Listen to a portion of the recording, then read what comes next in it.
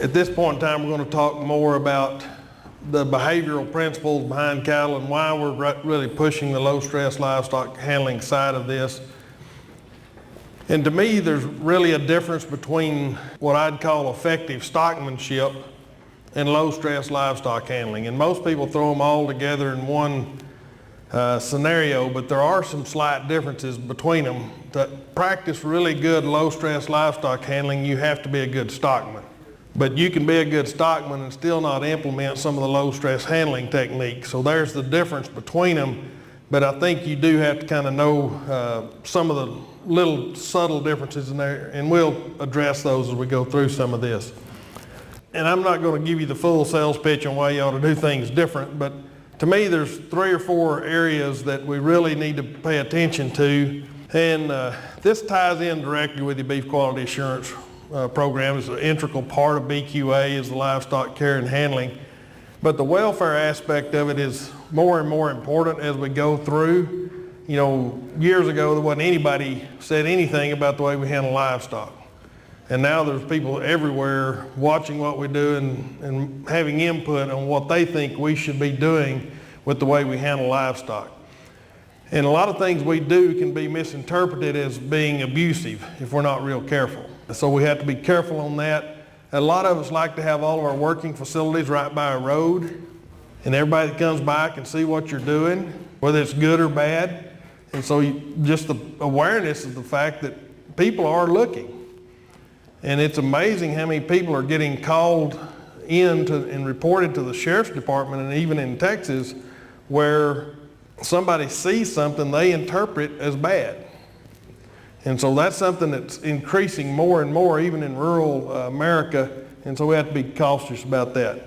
But the other side of this, if we do things right, we have less injury to ourselves and the livestock, and also to our facilities. I've been to some auction markets in particular where they had a whole alleyway set up of nothing but lumber to repair what they tore up the previous day during the sale. You know, I'd like to think I'm a little better than tearing up my equipment every time I work livestock through it. So, but I do think that's important, having less damage to the cows, whether it be from bruising. If any of you are selling on the rail, you'll really understand the importance of trying to cut down the amount of trim loss and things associated with that. And that's all directly related to handling. We give a lot of credence to other things, but for the most part, if cattle handle better, they don't bruise near as easy. The performance side of it, there's a lot of work being done now on what economic impact, performance impact we have based on the way we handle livestock. We can see improved reproductive rates in heifers that were acclimated and handled properly going through. We see increased rate of gain, decreased death loss. Back when cattle were bringing $400 or $500 a head, one of them died, it wasn't that big a deal to some people. If they're bringing $1,300 or $1,400, it's a little bigger deal when one of them passes away, right? So if we can change the way we handle livestock and cut down some of the sickness, respiratory disease, and improve the performance of those cattle, it makes a whole lot more economical sense. The other part of this that I think is really interesting, at least, is if we can handle livestock better, their immune system functions better, they have less drain on their nutrients, and then therefore they can shunt that to performance, growth, reproduction, whatever it might be, and we get more out of everything we put into them. So it's the only thing we can also adopt that doesn't cost us any money. In fact, I can save you money if you'll adopt some of these stockmanship principles. We can actually cut down on the amount of facilities and the amount of money we have to spend on facilities to work livestock. So it makes a difference there. The last part of that quality of life. How many of you ever been in an argument with your spouse at the cow lot or a family member? It's really interesting to me as well a lot of times that we see a generational skip. People don't go home and work with their parents, but they'll go home and work with their grandparents. It's pretty common in our part of the world. And you think about the way parents interact with their kids versus the way grandparents interact with their grandkids. Is there a difference? You know, when I was growing up, if my dad put me in a situation that didn't kill me, It might hurt me, but it's still funny, you know, so that was kind of, nobody really cared about that. But I do think if we get into a situation where we're putting pressure on young people that they don't understand what we're asking to do, they don't want to come back into that environment. And it can get amplified quite a bit in the cow lot, and so I think it makes a big difference there. I know some families that will not work together working cattle, and it's probably best if they don't change the way they do. But if everybody understands what needs to be done, where to be, and the cattle are working easy, that doesn't spill over. I mean, that spills over just like a bad day does. And so it's amazing the difference that can make in the quality of life and sustaining those operations, enjoy what you're doing. I'd like to use this little video clip for a couple of reasons. One, I think it's just funny.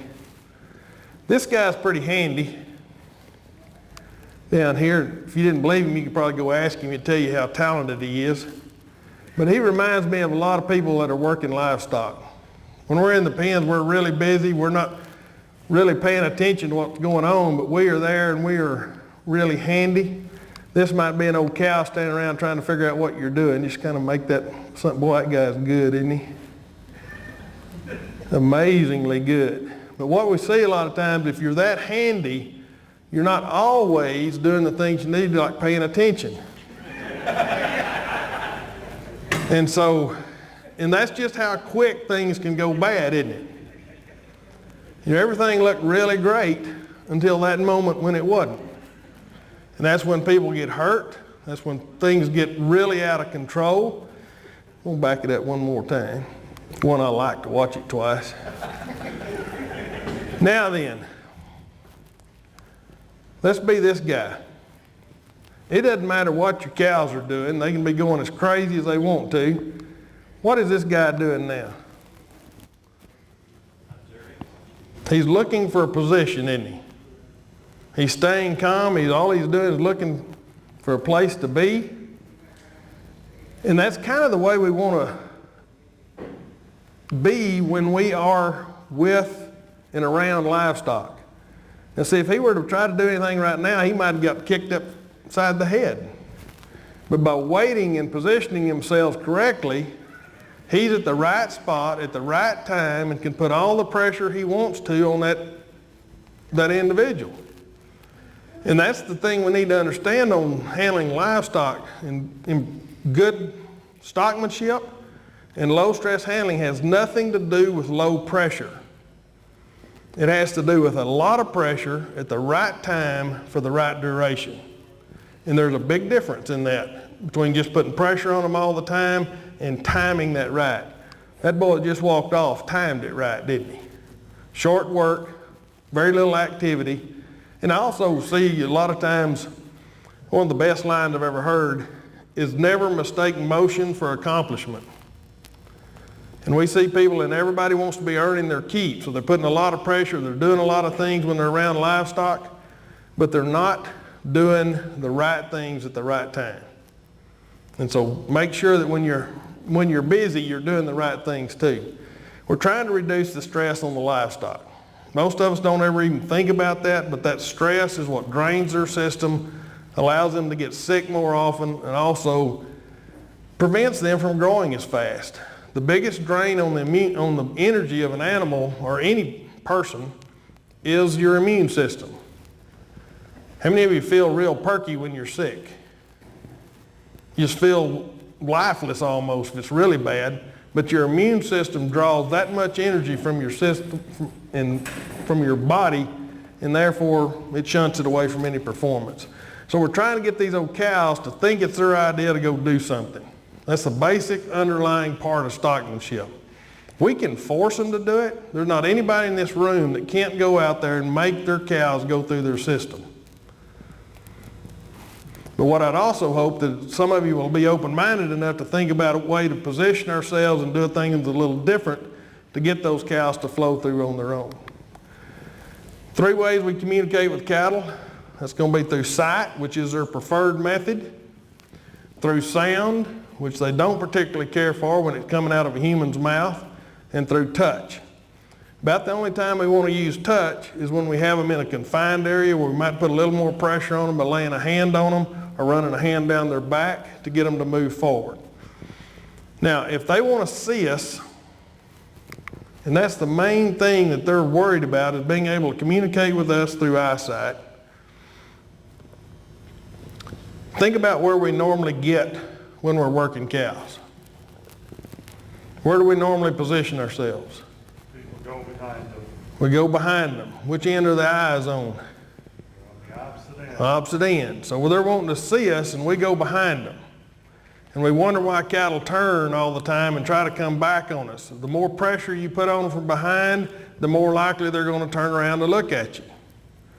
And so part of this effective stockmanship is realizing that, repositioning yourself to where you can put pressure from the front and the side and get those cattle to go forward without having to get behind them. Now, I had to even had this picture in this presentation for a long time, and I really got to looking at it one day. All those cattle are looking at us, right? Looking at the cameraman. Which one of them is paying the most attention? The old cow is. She's actually faced up on you, isn't she? She's got both eyes on you and she's faced up. Which one's next? Calf on the outside, right? Why would he be more attentive than the one in the middle? He's more vulnerable on the outside. So just looking at those pictures, anytime you see a picture of cattle, look to see how they're responding to you, because it's really interesting. This one here really doesn't even have his head up. He's kind of enjoying life. He's got protection on both sides. This old cow's kind of the sentinel of the bunch, and she'd make the first move if something else happened. And so that's kind of interesting when you really get to studying. And when cattle get real nervous, they will turn and face you, buddy. They kind of make themselves smaller, nothing but eyes looking at you. Now, if one of them standing broadside with his head looking at you, he's still kind of relaxed and still trusts you a little bit. So you can use their body language to understand how they're responding to you. We put a camera on this cow to watch what she was eating. We brought it back in to look at the footage, and I noticed what she's looking at. I thought that was kind of interesting. We just mounted that camera underneath her chin. She located every person that was out there before she ever made a decision on where to go. Now to me, that tells me a lot, because nobody was putting any pressure on her. She located the opening going across the cattle guard. There's two people right there. I might clear the cattle guard. And there's one idiot over here. There's actually a cow down that fence row she looked at, but she turned and actually went back toward the gate I just brought her out of. But it's really interesting to watch what that cow looked at. So we're starting mounting more cameras on cows just so that we can get their perspective of what we're doing. Really kind of interesting. Another part about the cow, or any kind of predator, prey animal, is that they have a tendency to want to go around you. Once they go away from you, they'll kind of circle. The reason they do that is so they can keep an eye on you, at least one eye. So as they go out there and they turn, and they've got a little better focus out of that one eye. The third thing about them, thank goodness, they have a tendency to want to go to and be with other cattle. They're not like sheep or goats where you have that real strong herding instinct, but they will go as a group. So if they'll follow one another, which end should you start? Once again, going back there, we go behind them. We want them to follow one another, but we go behind them and start pushing on the back until we get motion going all the way through the group and out the front. To where if we'd real smart, we'd have started that one that's already over the hill and let him take the rest of them. And so that's the difference in the way we think about this. We get the front started and let the back follow. Here's another part. All of these cattle have to kind of basically get facing the same direction. But if you think about it, if you're up here on the front, which way are they going to start looking? They're going to start looking toward the front and where the person is. So they'll actually orient themselves more to the front to where they can see the one leaving. But if you have some going away from you, you're absolutely right. That will draw them away. So you have to set it up, and I'll have a video in a minute working out of a bud box that really demonstrates that. Basically, this is a very poorly designed bud box, so don't everybody ever do that. But if you push cattle against this fence, they want to come out and they'll circle and go back. Just removes pressure. And that's why you can use that to your advantage. If you push cattle away from you and up against the fence, they want to turn. So when they turn around, where are you then? On the front. So if you want to change a whole group of cattle and reposition yourself from the back to the front, you push them against something, they turn around, and you're in the right position. So we can use a lot of these behaviors to set ourselves up. This is another one. They can only think of one main thought at a time. Now, if somebody were to walk up there and scream at that old steer or stick him with a hot shot, would he jump off of there? Sure. What would the next one do? He'd probably either jump off of it or balk, because it becomes something that's spooky to them. And so if we'll let them have the time to think about that and come down it, then the rest of them will flow off there very easily. So allowing an animal just a moment of time to where they can make it their decision. Now you might have to put some pressure on him so he don't turn around and go back, because if that's not as frightening to him as you putting pressure on him, he may turn around. So once again, timing has everything to do with that as well. Most of you have seen this diagram or some version of it before, talking about the flight zone around an animal, point of balance. The point of balance is, to me, really important to understand, and Dr. Grannon and I had a really good conversation about this one time, because she says the point of balance is the point of the shoulder. If you're in front of it, the animal will go back. If you're behind it, the animal will go forward. And my comment was, what is it about the shoulder that will cause an animal to go either direction? It has nothing to do with the shoulder. It's all where you are in relationship to the eye.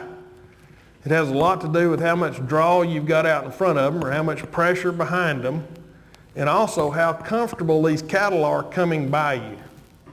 If they're comfortable walking by you, you can draw them to you from 100 yards off. And so you can change that point of balance. And if you're sorting cattle, having the point of balance way out here helps. Because if you can get one of them to come by you without having to go past the shoulder, because if you have to go past the shoulder, the next one's going to follow. And so you get too much draw and too much flow, and that's where people get hurt sorting cattle, or get cattle jumping on top of one another by trying to slow down the flow. So we can really change that by where we position ourselves and how we can train those cattle to change that point of balance. All right. Now this shows where if you're coming in from here, putting pressure on the point of balance, they're going to go forward. I can tell you can do the same thing from right up here, put pressure toward the eye and toward the shoulder, and they'll still come towards you. You don't have to get behind that point of balance as it's drawn here. Now the edge of the flight zone, it can be anything from as far away as they can see you to right next to them. A show steer or show heifer has zero flight zone, right? Either that or you have a skiing opportunity. And so we work that flight zone down to nothing. And I've been encouraging 4-H kids as well to go in and work that flight zone down before you put a halter on them. Everybody wants to put a halter on them and tie them up. Let it be their idea to get next to you. And then you can start haltering them. So I don't put a halter on them until I can work the flight zone down and reach over and touch them and put it on them without tying them up somewhere. Different than a lot of people.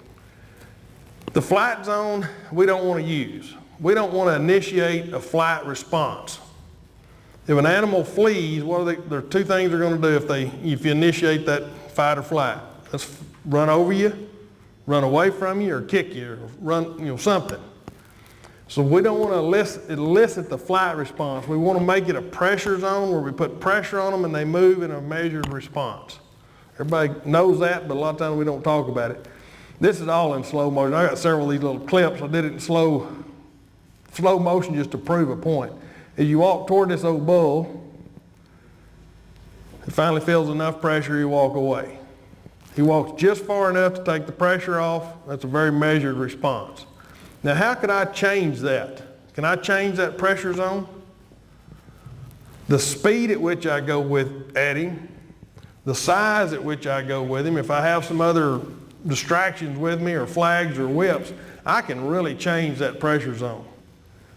By staying calm and quiet and moving in slow, I got within 3 or 4 foot of him before he moved. And so you can change that and use that to your advantage and use it however you want to. But understanding how that eye works is important, and All of you know they can see better, and the only place they can focus is right here in the front. That's why they turn and face you. Otherwise, it's like, somewhat like looking at those convex mirrors on your truck. You can see something out there, but you really can't tell distance. And so to look, what do you have to do? If you want to tell what's in your mirror, what do? You turn your head and look at it. Same thing on a cow. They can tell it's over there, but they don't turn their head unless they have to focus. The only place they really can't see is back here behind their hooks and pins. The bigger an animal is, the bigger the blind spot. The reason being is their hips get bigger, their shoulders get bigger, they can't see around them. Their neck's not as long. And so fat cattle actually have more trouble seeing you than yearlings or calves or anything else. One, they're also taller, and if you're standing behind them, you're the same height, the cow gets taller, they can't see you. One reason I like working horseback is it puts you up higher and the animal can see you up over their hip. And so it allows you to put more pressure easier on the animal. Now this is what we call drawing on an eye. So I'm just doing this so we can get it in the same terminology. If I talk about drawing on an eye, that cow's hooked on to me right now. As I step toward her hip, I can turn her around without doing anything other than drawing on the eye, stepping toward the hip, and turn her and face you. So you can actually draw them around, and the next thing we're going to talk about, and this, well, back up, I went too fast. This is in kind of a practical application of this one. I want them to go in this side gate. All you have to do is step in behind, draw their eye around, and you can change the direction of a whole herd or whatever you want to do by drawing on that eye to get those cattle to come around. If we talk about pushing on an eye, and everything you do is off the eye. And if we talk about and watch some people work cattle, they pay no attention to the head. It's all about whooping the hind end. And so if we're not paying attention to the front and to the eye and getting it positioned right, because a cow goes where her nose goes. And so we can get her head positioned where we want her to go first, then we can put all the pressure we want to and get the response we want. Now pushing on an eye is important, but what did it do? All it did was turn directions and let her go straight away from me. The next thing I want to teach them to do, and this is my key to knowing when I've got one of them broke. Now see, I'm pushing on an eye and she don't want to turn, but finally she does. And switches eyes. When they switch eyes, they lose sight of you. And an animal that does not trust you will not turn their butt to you. They'll walk over around there, they'll turn back, turn and face you, and turn towards you every time. Now, just watch that in your cows. When you go to working them, you can get them to turn, but a lot of times they'll turn towards you so they can keep their eye on you. Now, why would that be important to get them to where they'll turn this direction? Anybody ever have cows get hung up in a corner? If I've got one of them trained where I can push on that eye and send her around, she can clean the whole corner out for me. And I don't have to do it.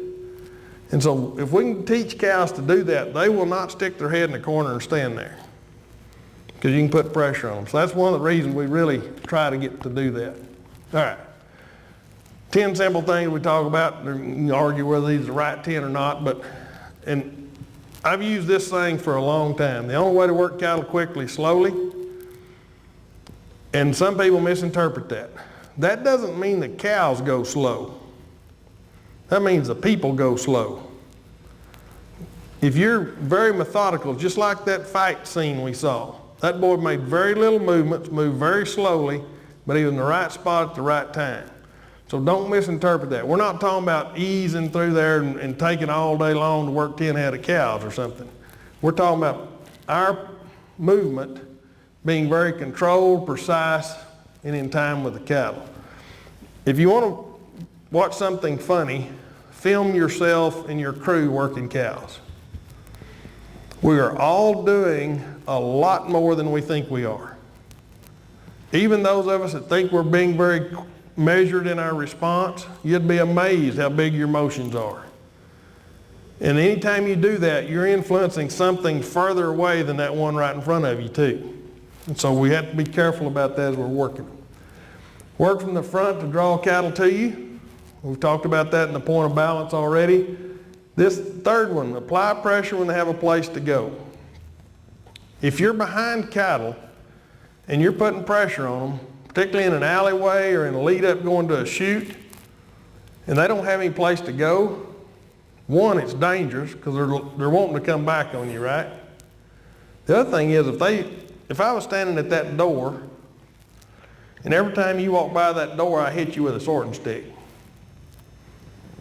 you had no idea why, how many times would it take for you not to come in that door anymore? And if that didn't work, I'd get out in the hall and get after you with a hot shot then, right?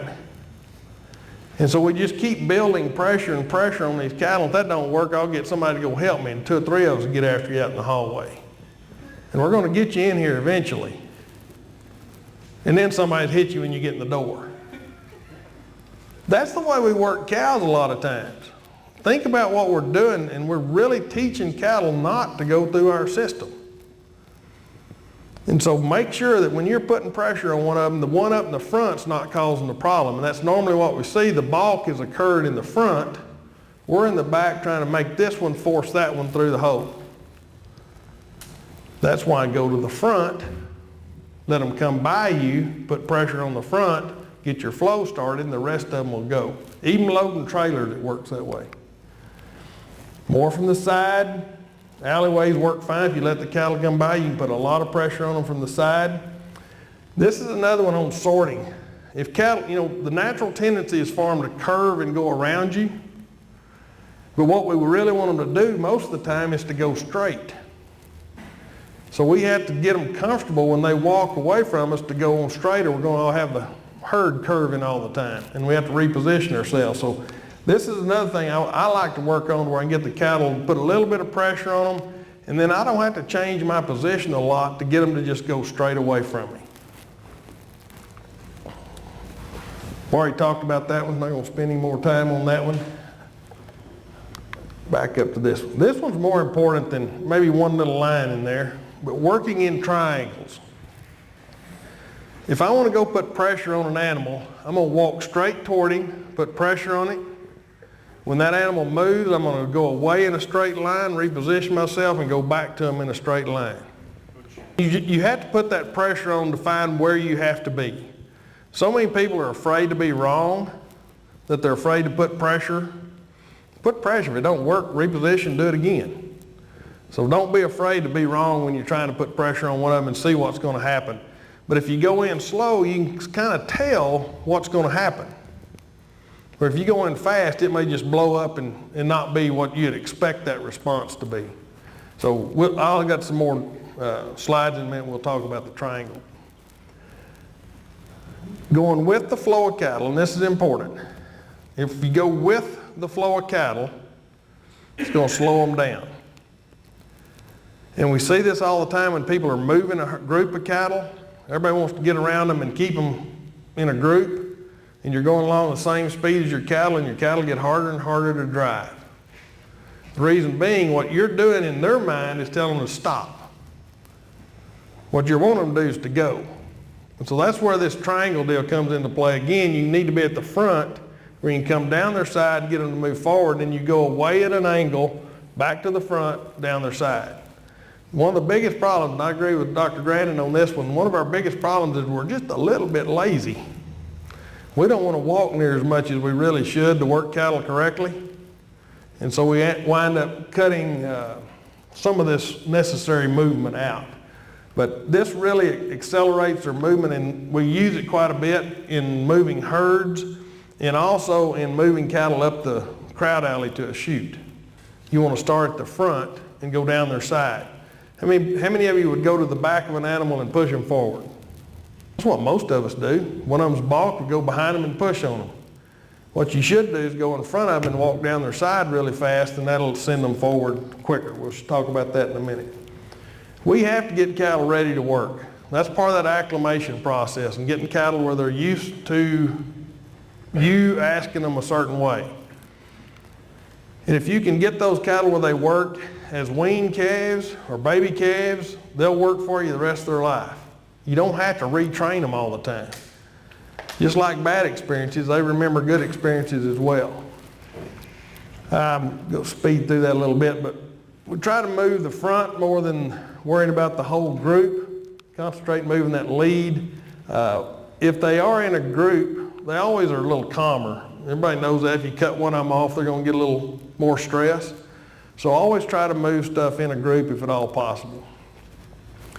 I've talked about the acclimation process a couple of times here, and that's just the process of de-stressing cattle, basically.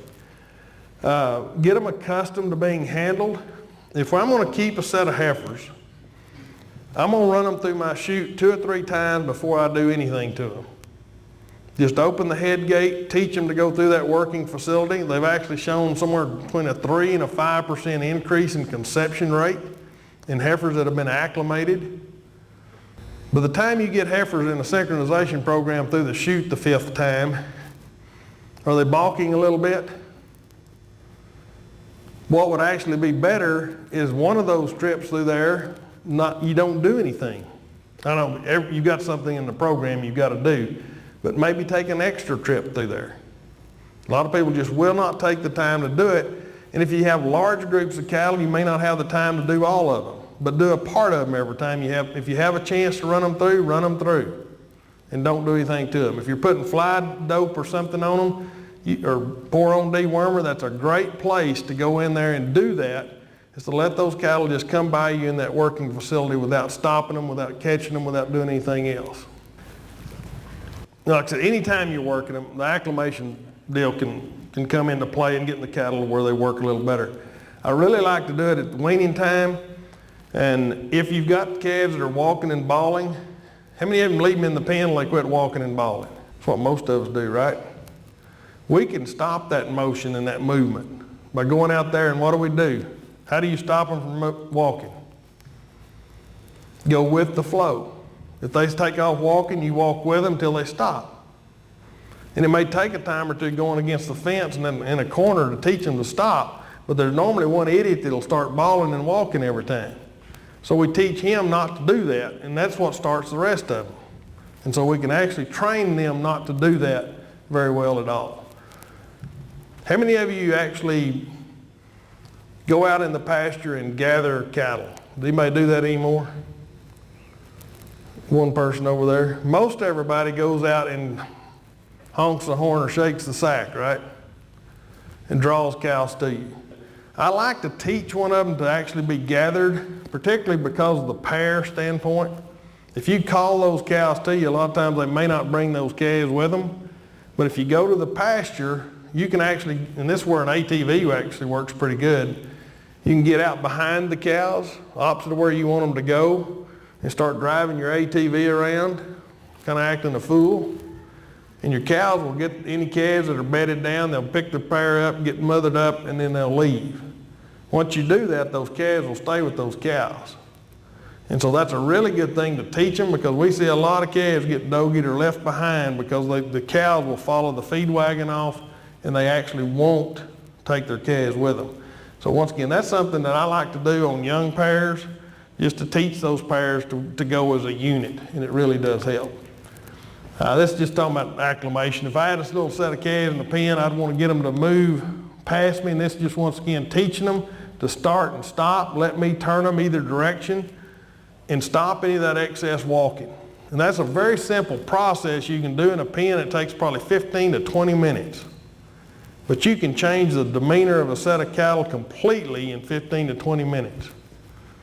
And so if it's not that important to you to fix those cattle when you first get them, and how many of you buy cattle to feed? That's the time. When they get off the truck, go through that little process, get them where they'll stop, let you turn them either direction, and then you can put them in the feeding pens. That's what I do on acclimation. We've talked a little bit about gathering the pairs, getting those cattle started. Once you get the movement started, then you can direct where it goes pretty easy. But your main thing is to get it started, and those stragglers will catch up. So many of us get worried about the stragglers. If we're actually gathering cattle, we spend more time chasing them around than we let the front end get away and don't do what we're needing to. This diagram right here shows them kind of going back and forth in an arc. I will tell you, if you do that, and every time you get to the edge of the cattle, you turn and come back, your cattle are going to start turning out on you, because that draws that eye. Once you come over here any animal on the outside, when you turn back, a lot of times will turn their head away, and you actually start a fan out on both sides. Watch how a border collie does it. I love watching them because they'll run way out here. You think, why they run that far? But when they come out here, they actually turn the whole front back toward the center. They're not worried about the ones on the back. But if they're working right, they'll work to the outside. They'll keep the front straight. And they get their motion going, and those dogs, and then they'll put pressure on the back to catch up.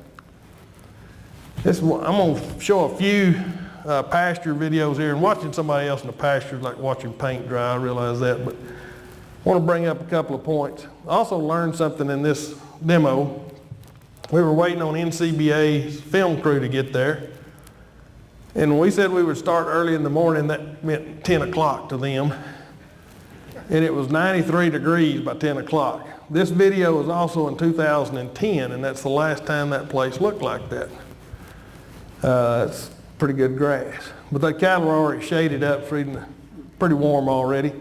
But what we want to try to do is just to get them started. There's another set of cattle way over here on the other side of this little pasture. And it takes a little while to get them started, but if you'll take that time to get them started, then everything else kind of falls into play. So all I'm trying to do is get them off that fence row and come in this direction. Now this gray heifer, when I walked over, this did exactly what I'm not supposed to do. See, I got her to turn, but then I went right back up her side and I stopped her. And I parked her. Boy, she's staying too. She's doing exactly what I asked her to do.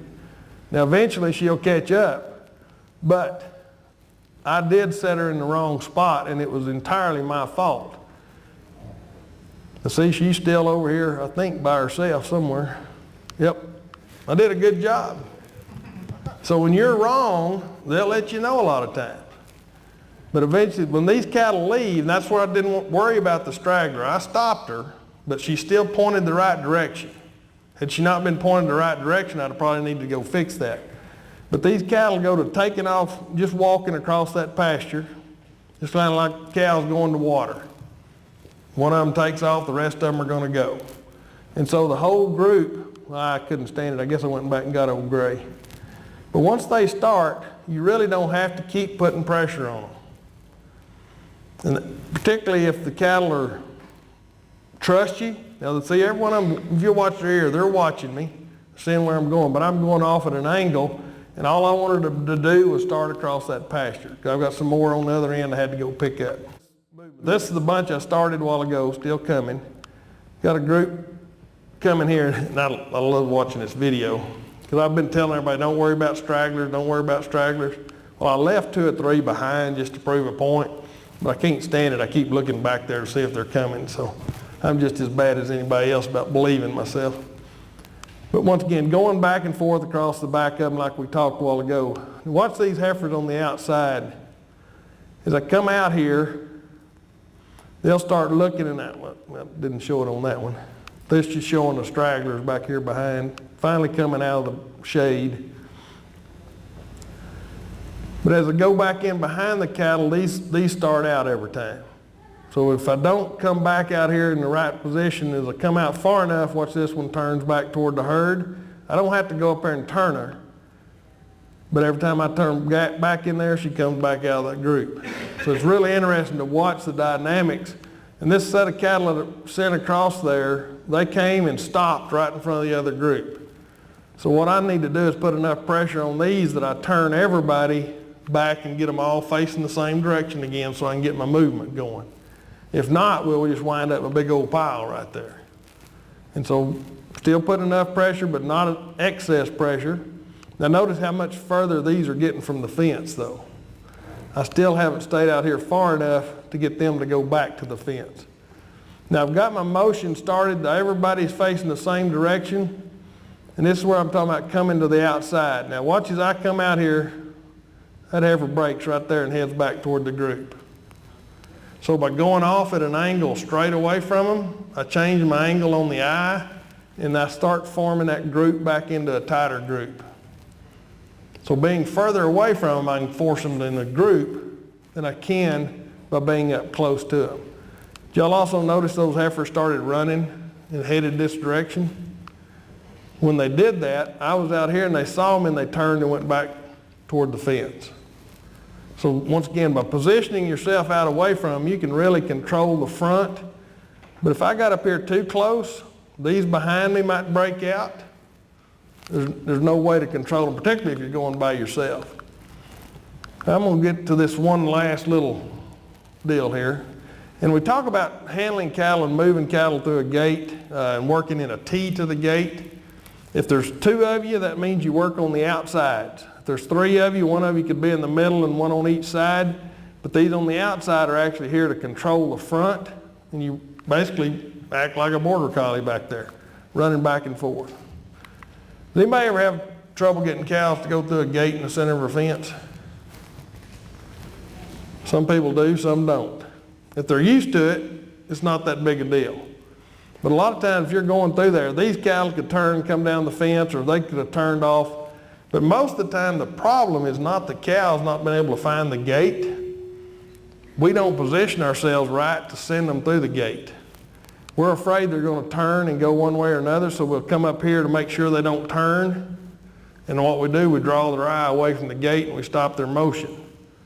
So just a little simple set of deal. If we're driving a set of cows toward a gate, we're going in a T to the gate, we're afraid they might turn one way or another. A lot of times somebody will go up the side. We actually turn the cattle by doing that, and it also will slow them down. So what a lot of us do then, we'll send somebody up both sides, and that really stops their motion. If you'll go off at an angle like that, it's the same thing we showed in that other video, is like go off at an angle, you can control the front without slowing down or stopping the motion. So you can keep your flow going straight toward the gate in the center. We already talked about this when getting the positioner, the handler up here at the front where you can come down the side, and that allows that flow to keep going. There's a gate right here in the center. I want to position these cattle out here a little closer to that gate. Now, I could have probably left them over in that corner, but I wanted to accentuate this issue, I guess, by getting them positioned where I want them to be. I've got my flow coming out here. I think it's interesting. These little heifers, I'd worked them about 15 or 20 minutes.